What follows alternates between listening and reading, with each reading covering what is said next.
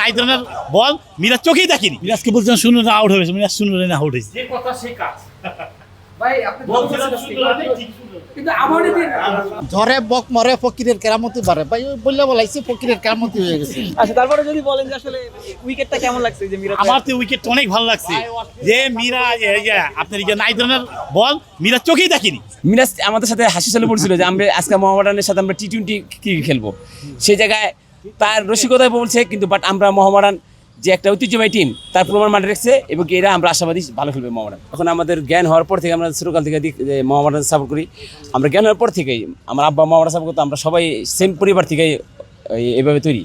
মোহামেডানের প্রতি যে ভালোবাসা, আজকে দেখেন আমার আম্মা অসুস্থ, তারপর আমি হাসপাতাল থেকে আইসি এই মোহামেডানের ভালোবাসায়, এবং অনেক ব্যস্ততার মধ্যে ঈদের ছুটি না কাটায় আয় পড়ছে যে মোহামেডানের খেলা দেখতে। কেউ ফরিদপুর থেকে আইছে, কেউ টাঙ্গাইল থেকে আইছে, কেউ মানিকগঞ্জ থেকে আইছে, কেউ নারায়ণগঞ্জ থেকে আইছে।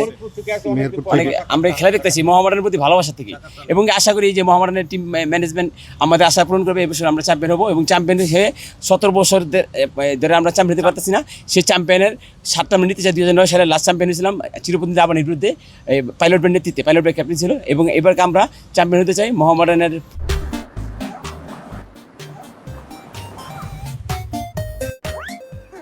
পরিবার জানি এক থাকে, এবং কি শেষ পর্যন্ত লড়াই করে জানি ইনশাআল্লাহ মোহামেডান চ্যাম্পিয়ন হবো। চ্যাম্পিয়ন মোহামেডান।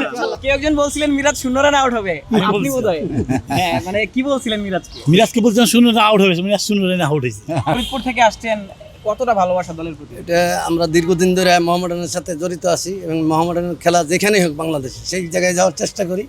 এটা মোহামেডানের প্রতি আমাদের ভালোবাসা, কৃতজ্ঞতা প্রকাশ করি। আশা করি আমাদের দর্শকদের চাহিদা দাবি দেওয়া মোহামেডান স্পোর্টিং ক্লাব পূরণ করবে, এবং আমাদের খেলার বিভিন্ন জায়গায় খেলার সুব্যবস্থা করে দেবে। নাইদনের প্রতি বিশ্বাস ছিল দেখি তো আউটটা হয়েছে, নাইদকে হয়তো নাকি ইনশাআল্লাহ আমাদের মোহামেডান জিতছে, এটি সবচেয়ে বড় কথা। একটা প্রবাদ আছে না, ধরে বক মরে ফকিরের কেরামতি বাড়ে ভাই, ওই বললে বলাইছে ফকিরের কেরামতি হয়ে গেছে। আচ্ছা, তারপরে যদি বলেন যে আসলে উইকেটটা কেমন লাগছে যে মিরাজ? আমার তো উইকেটটা অনেক ভালো লাগছে, যে মিরাজ আপনার নাইদনের বল মিরাজ চোখেই দেখেনি।